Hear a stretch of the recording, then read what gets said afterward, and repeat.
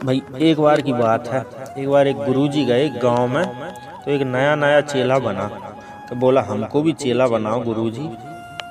तो गुरुजी बोले कि बन जाओ। तो चेला बन गया। अब बोला कि अब चेला तो मैं बन गया और आप गुरु, अब हमें कुछ सुनाओ। तो गुरुजी ने कहा कि राम राम किया करो। तो बोला कि ये तो साधारण सी बात है, कुछ ऊंचा बताओ ऊंचा। तो गुरुजी ने मन ही मन में सोचा कि चेला नहीं गुरु ही मिला है। तो गुरुजी ने कहा कि ऊंचा तो रामचरितमानस पढ़ा करो। तो चेला बोला कि रामायण तो सब जानते हैं, कुछ ऊंचा बताओ गुरुजी। गुरुजी ने कहा कि गीता। हाँ, ये कुछ ठीक लगा। तो गुरुजी बोले कि आज मैं गीता का महात्म्य सुनाऊंगा और कल गीता सुनाऊंगा। तो महात्म्य में उन्होंने एक श्लोक सुनाया, सर्वोपनिषदो गावो दुग्धा गोपाल नंदनः।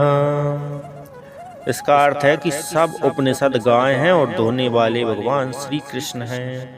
तो 1 घंटे तक व्याख्यान दिया, लेकिन उसे समझ में नहीं आया। लेकिन बीच में आहा महाराज क्या बात है, बीच में चेला बोला कि वाह गुरुजी। तो गुरुजी का उत्साह बढ़ा कि चेला कितने ध्यान से सुन रहा है। तो गुरुजी प्रशंसा सुन के और सुनाती गई। 1 घंटे बाद गुरुजी बोले कि बेटा को समझ में आया, अगर ना आया हो तो कुछ पूछ लो। तो चेला बोला कि हमें भी समझ में ना आया हो।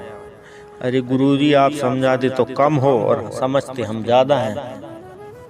गुरुजी ने मन ही मन कहा कि हम ही नहीं समझ पाए पहले तुम्हें, लेकिन चलो गुरुजी हैं, हम गुरुजी की इज्जत रख लें, कुछ पूछ लो। गुरुजी ने बोला।